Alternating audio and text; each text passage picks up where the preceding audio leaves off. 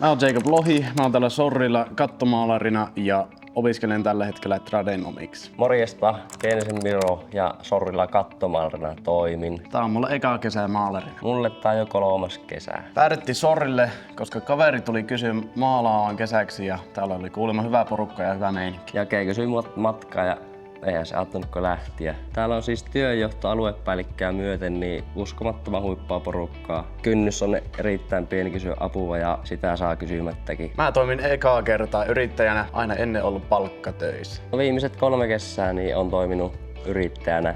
Muuten sitten ihan palkkatöissä. Halusin lähteä yrittäjäksi pääsääntöisesti rahan takia. Tienaa pikkusen paremmin. Mulla kiinnosti yrittäjyydessä se vapaus. Yhteistyö Sorrillahan toimii siis hyvin. Sorrilta tulee valmiit urakat. Me saadaan etukäteen urakkapalkkio tietää. Siitä me hoidetaan se maalaustyö, asiakaspalvelu ja lopuksi lopputarkastus. Sitten päästään laskuttaa.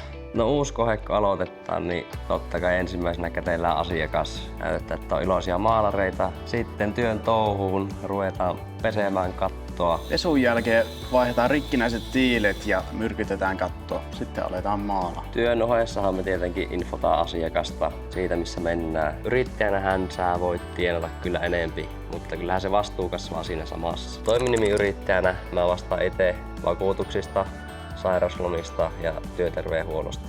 Toiminimiyrittäjänä vastaan itse laskutuksesta ja kirjanpidosta. Kyllähän se toiminimiyrittäjyys vaatii enemmän kuin työntekijänä oleminen. Yrittäjänä pitää pystyä itsenäisen työskentelyyn. Urakalla kun tekee, niin asenne ja tahti millä sä teet, niin näkyy suoraan sinun laskutuksessa. Kyllähän se motivoi tekemään. Mitä nopeammin tekee, sitä paremmin tienaa, mutta työn pitää kuitenkin tehdä laadukkaasti. Mun eka kuukausi täällä Sorrilla pääsin laskuttaa yli 3 tonnia.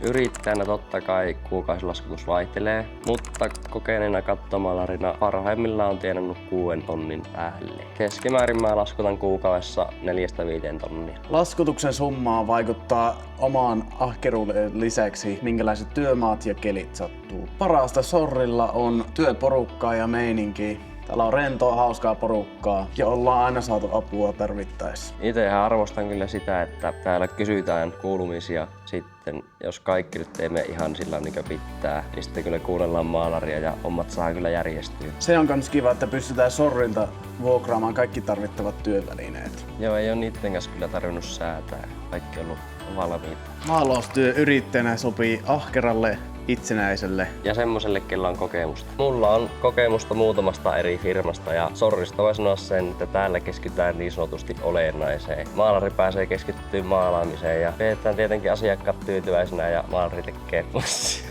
Ois tää lähteä luukkuun ja yrittää myydä muutaman kohteen kesällä. Mutta Sorrilla on niin hyvä valmis paketti yrittäjälle, että onhan tää aika helppo valinta. Ja hei kaikki kokeneet maalarit, niin ehdottomasti Sorrille kaikki.